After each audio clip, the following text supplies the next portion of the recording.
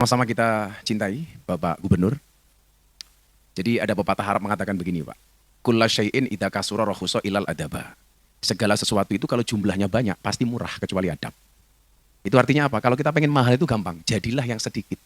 Karena barang itu kalau sedikit berarti langka, kalau langka berarti antik, kalau antik harganya mahal. Kiai itu banyak, Pak. Tapi yang ngurusi lokalisasi jarang. Gus Miftah. Berarti Gus Miftah itu langka. Karena langka antik, karena antik harganya mahal. Gitu. Gubernur dengan segala protokolernya itu banyak. Tetapi yang out of the box itu jarang. Siapa? KDM. Berarti KDM langka, KDM antik, berarti KDM mahal. Karena out of the box. Maka mudah-mudahan kinerja yang seperti ini bisa dipertahankan secara konsisten. Konsisten itu bahasa Arabnya apa, Pak? Istiqomah. Dan saya sampaikan kepada KDM, istiqomah itu pasti berat. Kenapa? Karena kalau ringan namanya istirahat. Saya bersahabat dengan KDM ini, bersahabat yang tanpa pamrih. Saat beliau ada masalah saya datang, saat saya ada masalah beliau datang. Maka pernah saya sampaikan di hadapan Bapak Presiden, jangan bangga punya teman segudang. Di saat kamu punya masalah, gudangnya menjadi kosong. Tapi banggalah dengan satu orang sahabat. Di saat Anda punya masalah, dia punya 1000 cara untuk menolong. Makanya di dunia ini kita cari sahabat, Pak. Komunitas itu. Apa beda teman, pacar, dan sahabat? Teman itu adalah 1000 orang yang datang di saat kamu senang. Pacar, 1 orang yang membuat kamu melupakan 1000 orang. Nah, yang kita cari bukan teman, bukan pacar, tapi sahabat. Siapa itu sahabat? 1 orang yang tetap bertahan di saat 1000 orang meninggalkan kita. Nah, maka dalam konteks itu, kita senang punya sahabat seperti seorang KDM. Yang tadi ketika berbicara Brahma dan Sudra. Brahma itu berbicara ide, Pak. Sudra itu berbicara orang. Maka duduklah saat ide itu dibicarakan, pergilah saat orang mulai dibicarakan. Kita tadi mendengar sambutan Pak Gubernur yang dibicarakan semuanya ide, Pak. Karena ini karakter orang Brahma, bukan orang Sudra. Yang dibicarakan ide-ide besar. Maka dengan model kepemimpinan seperti ini kita punya optimisme. Apa sih bedanya orang optimis sama pesimis? Saya pikir bedanya cuma sederhana, Pak. Optimis itu orang yang melihat peluang dalam masalah, sementara orang pesimis melihat masalah dalam peluang. Kalau orang optimis ketika melihat botol itu isi airnya tinggal separuh, dia mengatakan alhamdulillah masih separuh. Itu optimis. Yang dilihat lebihnya. Sementara orang pesimis akan mengatakan botolnya, airnya tinggal separuh, hanya separuh. Yang satu mengatakan masih, yang satu mengatakan tinggal. Nah, di bawah kepemimpinan KDM saya pikir, kalau hanya untuk membesarkan Bank Jabar, apalagi punya komisaris sekelas Bosman, ya kan? Bosnya men, gitu kan. Walaupun kita mohon maaf Pak Komisaris, Bang Helmi, Bosman, Pak Rudi, kita duduk di atas kursi yang sama, tapi dengan amplop yang berbeda. Gak di amplopnya ditransfer sekarang gitu. Nah, pola out of the box inilah yang kemudian dibutuhkan oleh orang Indonesia. Karena Nabi itu ketika menerima wahyu, Pak, cepat, nggak banyak pikir, Pak. Kerjanya cepat. Saya kasih contoh. Nabi Musa itu ketika mendapat perintah untuk melawan Fir'aun, nggak pakai mikir, Pak. Kalau pakai mikir, kan nggak berani. Gimana dia mikir Fir'aun, melawan Fir'aun, sementara Musa itu adalah anak angkatnya Fir'aun. Musa ini lahir di zaman rejim Fir'aun yang percaya dengan dukun. Saat itu Fir'aun atas bisikan dukunnya membuat peraturan peraturan Presiden Fir'aun. Apa peraturannya? Setiap bayi yang lahir dengan jenis kelamin laki-laki harus dibunuh.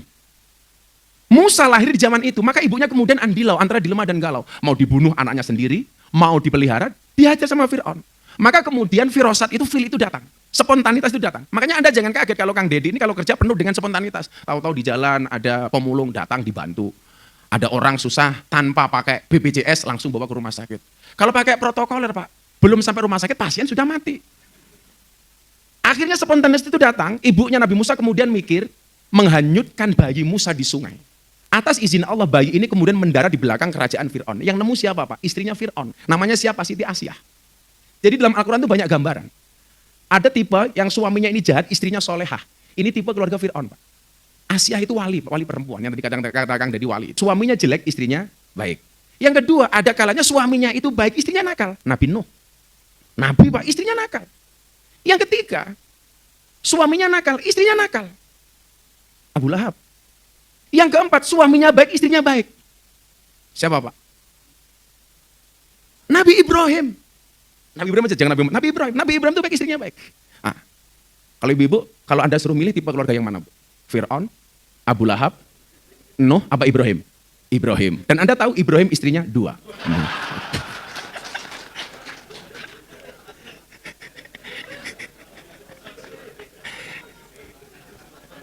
Ibu-ibu langsung bilang, nggak jadi Ibrahim, Pak. Firaun juga nggak apa-apa. Nah, yang saya mau ceritakan bukan itu, Pak. Akhirnya bayi ini dibawa pulang sama Siti Asyah, kemudian ketemu dengan Firaun. Firaun tanya, ini siapa bayi? Nemu di mana? Di sungai. Laki apa perempuan lagi? Bunuh, kata Firaun. Apa kata istrinya? Oh, nggak bisa, Mas. Kenapa nggak bisa? Peraturan yang kamu buat, bayi yang kamu bunuh itu adalah bayi laki-laki yang kamu cari. Ini bayinya datang sendiri. Nggak bisa kamu bunuh. Ndelala, Pak. Ndelala itu kalau bahasa Sundanya apa ya? Apa? Cingcirining. Cingcirining. Fir'aun manut, Pak, sama istrinya. Maka sejarah mencatat, sejak saat itulah suami kalah dari istri, Pak. Gitu loh. Fir'aun aja kalah, bosmen, gitu loh, sama istrinya itu. Maka saya benci dengan Fir'aun, bukan karena Fir'aun mengaku Tuhan, Pak. Tapi gara-gara itu suami terjajah oleh istri, Pak. Gitu loh. Yang dibutuhkan pemimpin hari ini apa? Spontanitas dan kecepatan. Fir'aun ketika Musa diperintahkan perang melawan Fir'aun, siap saya laksanakan. Pertanyaannya kemudian, Pak. Musa menang apa kalah? Kalah, Pak. Buktinya lari. Kalau menang ngapain lari? Begitu dia lari ketemu lautan. Pilihannya cuma dua, Pak. Lari dia masuk lautan, kembali dihajar sama Fir'aun. Begitu mereka berdua berhadapan-hadapan, Musa dan Fir'aun, apa yang membedakan di antara keduanya? Bedanya cuma satu, Pak. Sehebat-hebatnya Fir'aun merasa dirinya adalah Tuhan, sementara selemah-lemahnya Musa di dalam hatinya ada Tuhan. Maka kemudian apa yang terjadi? The power of kepepet, Pak. Akhirnya Musa menang. Jadi kalau ada yang mengatakan KDM itu Pasundan, Wiwitan macam-macam, dia nggak berketuhanan. Salah, Pak. Orang itu ketika punya nalar cepat ketika bekerja. Kenapa? Karena dia meyakini akan ada pertolongan Tuhan di dalamnya. Makanya beliau berani cepat. Nggak dianggap berkonsultasi, nggak ada urusan. Nggak ada hajian dulu. Karena beliau punya prinsip. Manusia punya kendala, Allah punya kendali. Masyarakat Jabar punya masalah, KDM punya solusi. Wah. Bang Helmi, itu yang buat mahal tuh ya itu. Tapi tidak punya istri. Kalau soal itu urusan pribadi, karena curhatnya sama saya. Nah, cepat, Pak. Nabi Ibrahim ketika diperintah oleh Allah ini mau korban, Pak. Potong leher anakmu Ismail. Nggak pakai mikir, Pak. Nggak pakai mikir. Tetapi kecepatan Nabi Ibrahim melaksanakan perintah Tuhan, Allah berikan kejutan kepada Nabi Ibrahim. Dengan leher Ismail yang diganti dengan seekor domba. Nabi Ibrahim ketika harus berperang melawan Namrud, nggak pakai mikir, Pak. Tapi begitu dia dibakar oleh Namrud, Allah katakan dalam Al-Quran, Kulna ya narukuni bardan wassalaman ala Ibrahim. Api yang harusnya rasanya panas menjadi dingin, Pak. Nabi Muhammad ketika diperintah hijrah, kalau pakai logika mikir, Pak, keluarganya semuanya di Mekah. Kenapa dia harus berpindah ke Madinah? Tapi yang dilakukan Nabi Muhammad kecepatan melaksanakan perintah Tuhan. Dia berangkat ke Madinah dan Nabi Muhammad dikejutkan dengan kota Madinah menjadi kota ternyaman di dunia. Artinya apa? Yang dilakukan oleh KDM dengan segala kecepatannya, akurasinya dan sebagainya. Jangan katakan ini orang yang percaya dengan Tuhan, nikah dengan segoro kidul dan sebagainya. Karena dia meyakini hasbunallahu wa ni'mal wakil, ni'mal maula wa ni'man nasir. Pertolongan Tuhan itu nyata bagi hambanya yang bekerja dengan ikhlas.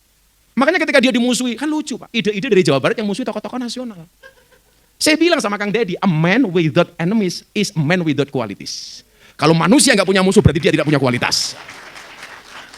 Maka lakukanlah kerja Kang Deddy dengan cara yang ikhlas tadi beliau bilang. Ikhlas itu apa? Ikhlas itu seperti keset, diinjak-injak tetap welcome. Nah,